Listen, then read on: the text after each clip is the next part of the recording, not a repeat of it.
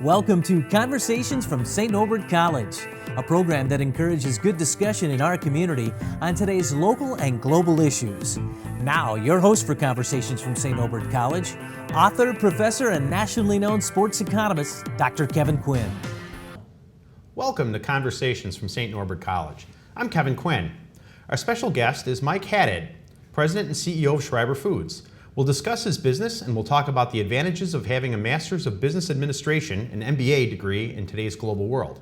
Mike, welcome to the program. Hey, Kevin. Well, first of all, tell us a little bit about Schreiber Foods. It might be the biggest company that you haven't heard of. Thanks. So Schreiber is 70 years old this year, founded in 1945 in Green Bay, and we're a B2B or business-to-business dairy company.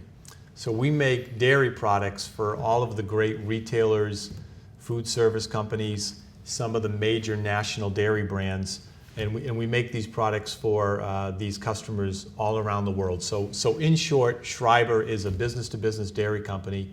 We're also one of the largest dairy companies in the world, whether that's business-to-business or consumer. Doesn't matter what space you would look at it, but we're one of the largest dairy companies in the world with annual revenues over $5 billion. Wow, that's a lot. You know, when most of us grew up, we think about the dairy farm and it's a little farmer Brown and he milks his 3 cows. I mean, that's not really it anymore. It's a very high-tech business now, right? It's very high-tech, but I will say it still starts with milk. One thing about being in the dairy industry that I remind people all the time is we're not bigger than milk. Milk is what makes the engine go. So Schreiber, for example, because we make processed cheese, we make yogurt, we make cream cheese, we make natural cheeses, everything starts with milk.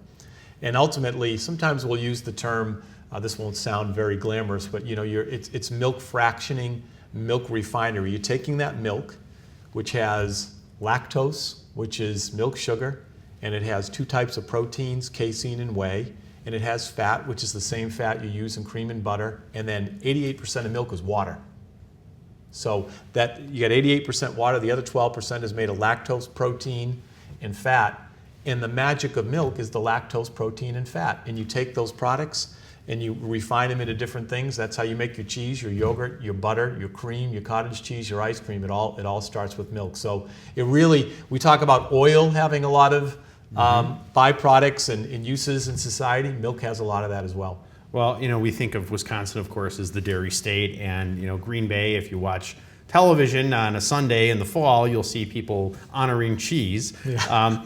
Why is it that Green Bay has become such a dairy and cheese spot? Why did that happen? Sure, really the origin, because Green Bay has a lot of Northern European nationalities. It really started where dairy was born in Northern Europe in those climates that were good for farming. And as folks immigrated to the United States and came to Wisconsin was very much like that climate. And so they brought their practices and traditions, but this was just good land for raising dairy cows. I've always been amazed that people from the northern parts of Europe, they got in these boats and they traveled, thousands of miles to find the only place on earth just as cold as the one they left. Yeah, exactly.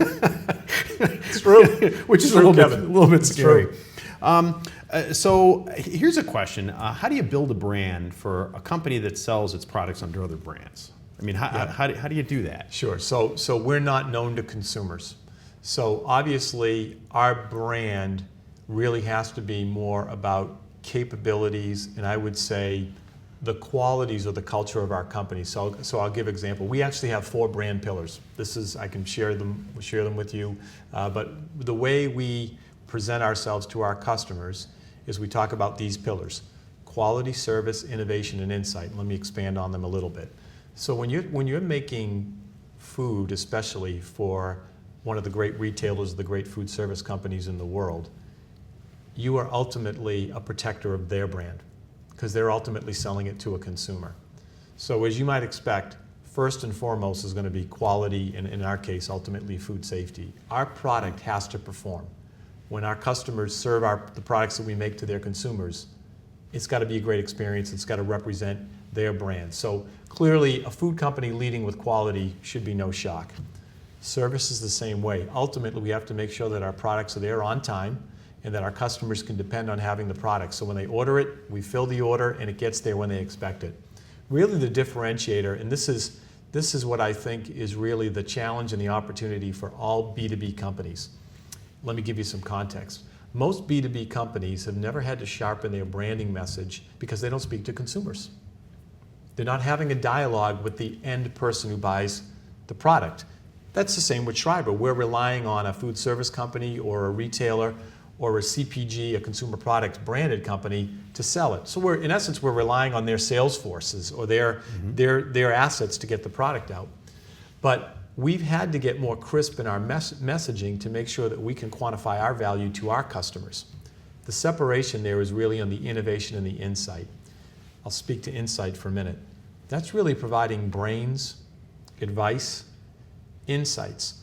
Our retailers and food service customers, they really look at us as dairy experts. So we have to be able to provide to them real recommendations, real insights, real direction on what to do to make these products successful in their offerings. So it used to be that a lot of B2B companies, especially in food, just make the product, get it at the end of the dock, thank you very much. Well, but honestly, a lot of these retailers and food service companies, they're good at selling all kinds of goods or making cheeseburgers or whatever, but they're not dairy specialists. So we're helping with that.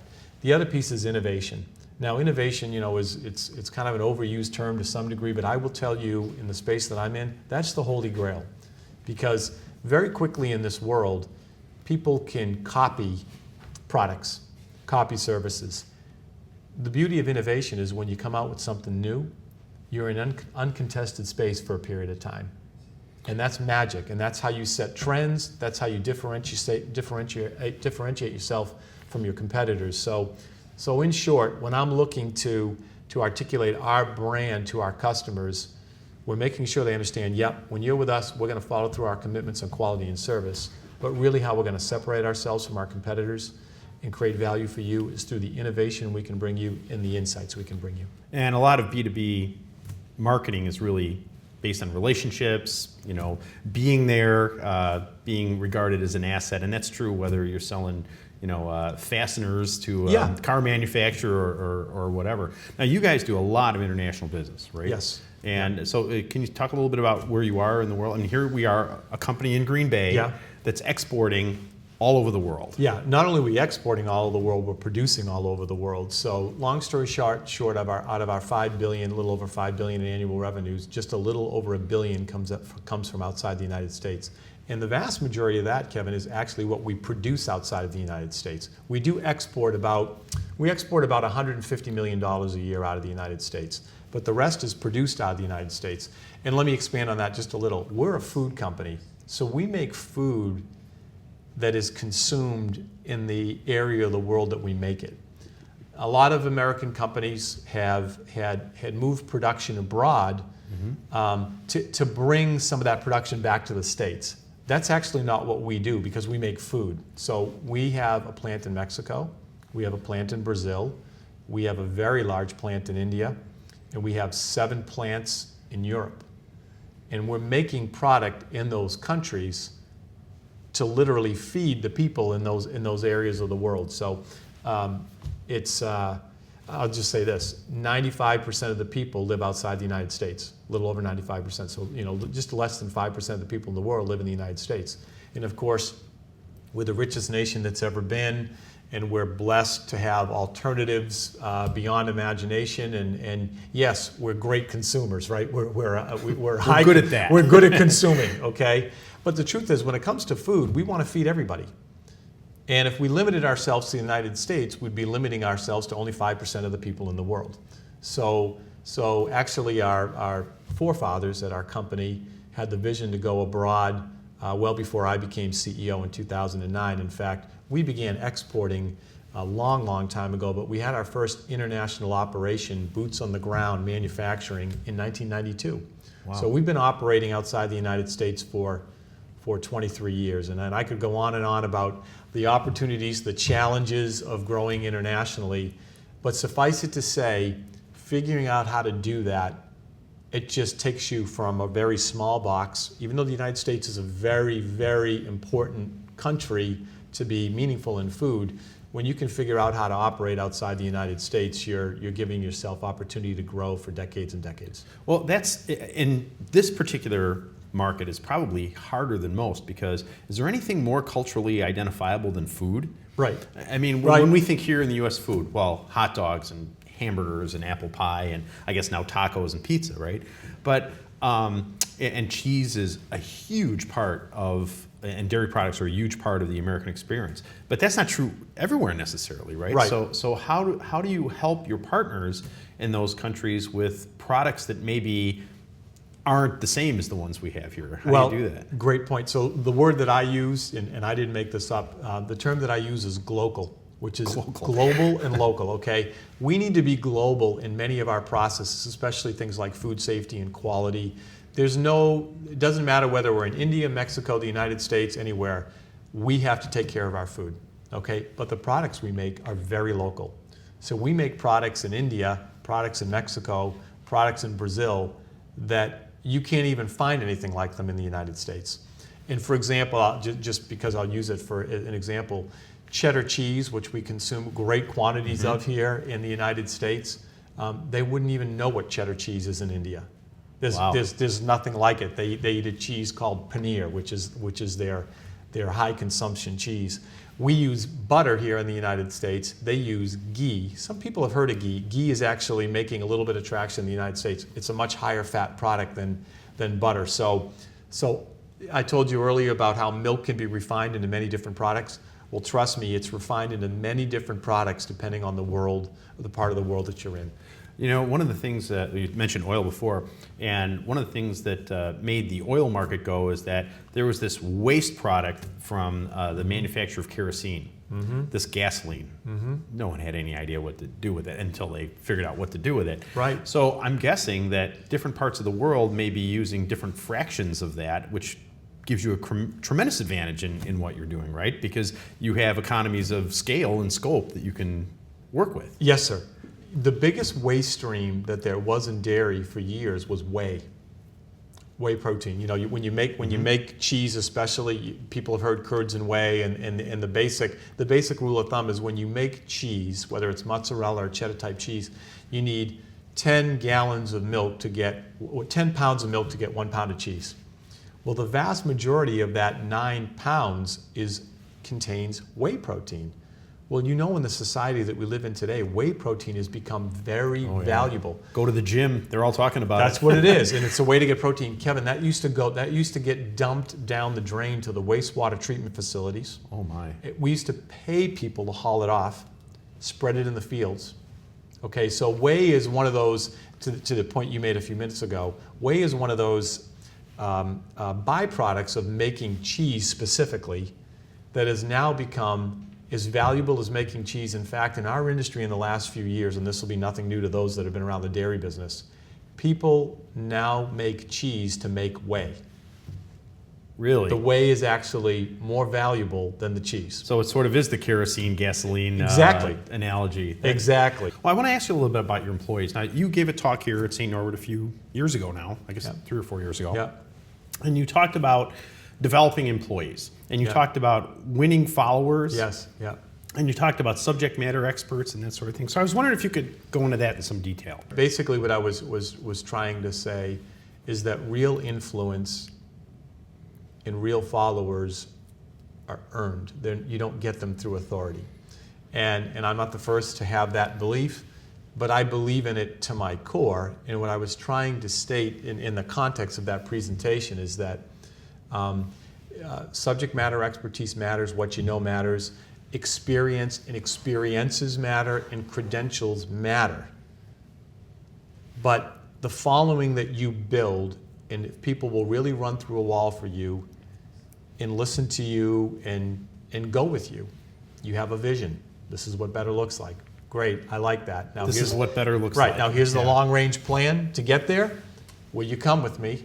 And here's how we're going to do it. That really comes by being able to tell a story, to create followers, and to have influence with human beings. And what I still think is my own personal experiences and my own belief is that people ultimately attach to the people that they trust through their character, through their words lead to action. Another expression I'll use is you lead with deeds. And at the end of the day, words are great, and words do get the mind set up well, and that's wonderful, but it ultimately comes down to what gets done and how you did it. And that's how you build followers. And I'm talking in a nutshell, okay? As you know, you can study these things forever. They're part strategy, they're part psychological, they're part emotional about who we really build attachments to and who will follow. But I think I was just trying to convey that day is, whether you get promoted in life or you end up at the top of the heap, the job's just beginning. The job is just beginning for what's expected of you, and in the span of what you need to do to bring that many people along the ride with you. Well, you're in a highly visible position. In fact, and I want to talk about your new facility a little bit, but everyone can quite literally see you and how you do your stuff every day. And I'm guessing when you designed this facility, that was not accidental. Right. But leading with deeds, they know every step. They know when you get coffee, et cetera. Right. So what's that like to try to be a leader in that kind of an environment? Well, one of the things that I believe in, again, and you'll see it manifested in how we run our company, is I really do believe in transparency. So now that's transparency is another word that's used a lot, like innovation, okay? But really what I believe is that information and access is table stakes. I think in the past, companies, especially private companies, exactly, never had to divulge anything. Exactly. Right? Exactly, but what ends up happening, Kevin, is I think when people aren't informed, says me, I'm human like anybody else, you start to fill in the blanks, and usually that's not with pretty thoughts. I don't know, there's an anxiety that comes with it, and I don't want to be too general here, but sharing information and sharing access. Now, this is going to be for any millennials that are watching. I'm a father of a 26 and a 24-year-old. I do not want to stereotype millennials, because I think people in all generations are full of many qualities, and I tend not to want to bucket people into certain things. But I do believe my children and the generation that's coming in the workforce today has come up with two things that I didn't as an almost a 50-year-old man. Well, I had less of. Information and the smarts to question authority. Okay? And my kids had a lot more information growing up than I did. And we taught them to respectfully question things. Maybe it's not, don't be disrespectful. I'm a former Marine. I believe in authority and things that are settled, and do it that way. And I believe in that, but I also think I want my kids to question things so they can learn and understand. Okay? Companies, institutions, I feel like you've got to behave that way. If they are tight with information and they don't provide access, I think they're sending signals to the workforce of our future that maybe they're not a modern, progressive company, and maybe those students, those prospective students, might want to look somewhere else. So I'm not only a believer in it, but again, we got to make sure our company literally is set up that way. So when you come in right out of St. Norbert College or wherever you come from, you're going to get information, everything you need and then some to do your job well, and you're going to have access to me or anybody you need to get advice, coaching, or help to get your work done. I think you hit the nail on the head about the information and the way you think about it, and returning to the marketing thing. Those of us that are baby boomers have not, until recently, done all that great a job of marketing to the millennials. The stuff that we thought was cool, and the madmen of our parents' generation, the way that they figured out how to market stuff, that worked for a generation or so, but it really doesn't work with them. If they feel like they're being marketed to, or talked at, or manipulated, they shut down completely. Absolutely. I have to say, I feel that way too. I've grown over time too. Nobody wants to be spoken to or marketed to. Today, the best marketers are talking more about having conversations with.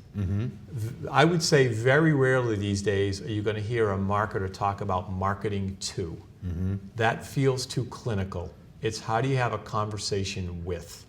And that's you can think about it. That really changes the mindset how you approach creating awareness and presenting a brand or a promise to a potential consumer. It isn't I'm marketing to you, it's I'm figuring out how to have a meaningful conversation with you to make a connection to my product. Well, that brings me to something that's near and dear to my heart. I know it's near and dear to yours. Is here we are in northeastern Wisconsin, and it's not just unique to us, but how do we attract and retain good young talent? Here in northeastern Wisconsin, people, I think there's been a trend where young people want to live in the cities. In fact, it seems that they pick the place they want to live and then they look for a job. Right. So how, here at St. Norbert College, we hire young, brilliant people for our faculty. You have to hire brilliant people for your labs and other places, your supply chain people. How do we do that here? So I'm going to say it's not easy. As a company based in Green Bay, I can tell you, Kevin, we've had many a challenge over the years of luring talent to Green Bay. But listen, this is what I think is that people ultimately find validation in their work if they can make a connection to other human beings and see how their work, says me, can ultimately make the life of another human being better. Now, this is going to sound really preachy, but some of that wisdom comes down the road. I would just say this. What is great about Northeast Wisconsin is this. The fabric of this community, the fact that it's smaller, it's not as transient, and I don't think these are bad things, by the way. They are what they are. I agree with you. Okay, they are what they are. Allows a human being to make a deeper connection and to be able to see that impact over their life. I love Chicago. I love going to Chicago. I'm from Boston. I love the hustle and bustle of the cities. And I'm not saying that you can't make an impact anywhere in the world. You certainly can. I just think it's a little tougher to see it and a little tougher to feel it. And in a place like in Green Bay or Northeast Wisconsin, you can ultimately see the impact of your work, I think, easier, and you get more instantaneous feedback and affirmation about what you're doing. So what does that mean? If somebody really has to have that big city experience and credential, go get it. There's nothing wrong with that. My hope is at some point, and I see this a lot, Kevin, and we see it in our company, people will come to us a little later in their journey because they've done that, they've been there and they've done it, and now they'd like to put that to work in a community or in an area where they can really see the impact of it. Well, that's something, as I said, important to us here. I mean, we started an MBA program, not because the universe necessarily needs another MBA program, but because we wanted to have something that was going to help develop the next set of leaders here in northeastern Wisconsin. Yes, amen. And drawing from those folks who maybe are at the point that they're catching on that they can have an impact here, that 20 years from now that they might be the leaders here. Yes. Now you and your company made a very important investment in Green Bay recently, and this might be an example of where you can take X amount of dollars and really make a splash here versus if you were in New York City or something like that. We'll talk about that a little bit. Sure. We have 7,200 people that we employ around the globe. 5,300 are here in the United States, and then we actually have 585 in Green Bay that are in our home office environment. So the leadership of the company, where all the process leadership and senior management resides. We were in 6 different buildings around town. We had supply chain in one building and R&D in another building, and we had IS, our information systems, in another building, and our culinary team in another building. And it was just, we didn't have the physical and mental adjacencies that we really needed to work efficiently, and I would say socially and emotionally better as a team. We just had physical space dividing us. So I said, well, we're going to put us all together. And it was easy to say, but I had to outline the vision for that and get support for it. From the twinkle in the eye till the time we did it, it was 4 years, and we brought together 585 people under one roof, and we spent $85 million doing it. So we built a really truly a world-class facility, not only from an office environment, but because of the space we're in, Kevin, a culinary center, a pilot plant, R&D laboratories, a beautiful data center, and all the, I would call it the technical spaces that we need to run our business. And you'll see it very soon. It's all integrated in a way that allows those thought leaders and those process leaders to be able to do it together in real time. The commitment that was made. Ultimately, we've been in Northeast Wisconsin since we were founded, but to me, the people that we have in our company, now there are great people everywhere. You know, we have almost as many people in Utah, almost as many people in Missouri. We could have gone to either one of those great states where we have decades of history. But I just really felt like the people of Wisconsin have been so committed to us and so good that I knew we were home, and that we didn't have to look outside of the state to get talent, to get brains, and to get to commitment, and that we had everything we needed right here in our backyard. And so we made that commitment, and this is clearly a multi-generational commitment here to Northeast Wisconsin. Well, the thing I think that's really cool is that if folks haven't been in downtown Green Bay lately, you'll have to dodge some of the construction equipment, but there is some really cool stuff going on down there, and you guys are an anchor for that. I mean, there's housing, the kind of housing I think that will attract young people, and even empty nesters that are done mowing the grass and want to have a different kind of an experience. You know, we're not quite Portland yet, no, but you know, we might be heading in that direction. One of the things I think that's really impressive about Green Bay, and you mentioned the close-knit community, is, and we hope to instill this in our graduate students, is the sense of obligation to the community, you know, philanthropy. And Schreiber is big in that. I mean, every time I go to one of the events, you guys or some of your folks are there. Can you talk a little bit about why it is that matters to your company? You know, why is it? I mean, why not just, in a sense, pocket the money? Sure. I think this starts with leadership, and I can tell you the people that founded our company, and you know many of them, they brought that to the table, Kevin. So whether that's Bob Bush or Vince Zarin or Jack Ming, Mr. Nussbaum, Mr. Schreiber, the people that really founded our company absolutely put their money where their mouth is in terms of the time and talent and treasure they gave back to this community. So at Schreiber, I would say it's cultural. It's part of our company DNA. It really is. But I also think it's very symbolic or very representative of Northeast Wisconsin. There are so many companies here, and I could name them. I could a laundry list of people just like Schreiber that give so much of their time, talent, and treasure, and it's deep inside of these companies. So what's my feeling? We're following the lead of our forefathers, but we're also right in the wave of just how you roll in Northeast Wisconsin. I know that sounds preachy and utopian, and I'm going to say there are great people all over this world, you know that. There are great communities. But I've traveled almost every inch of the United States, and I've traveled a lot of this world. I'm biased, but I still think that Northeast Wisconsin has a higher standard and another level of expectation when it comes to taking care of the community. So I'm glad to continue on with that tradition. It's important to me, but candidly, I came into a company that was already well on their way of making sure that the community was cared for. Yeah, I feel the same way. I'm also a transplant, 20 some odd years now, but I'm still the new guy. I'll be a new guy for 3 generations. Yeah. But if we can instill in the folks that we're training to be business leaders that understanding of why that matters and why being, you know, part of the community is part of your leadership job, then we will have been successful. Mike, thank you very much for being our guest today. I hope you've all enjoyed our show as much as I have. Until next time, I'm Kevin Quinn. Best wishes for good conversations from St. Norbert College.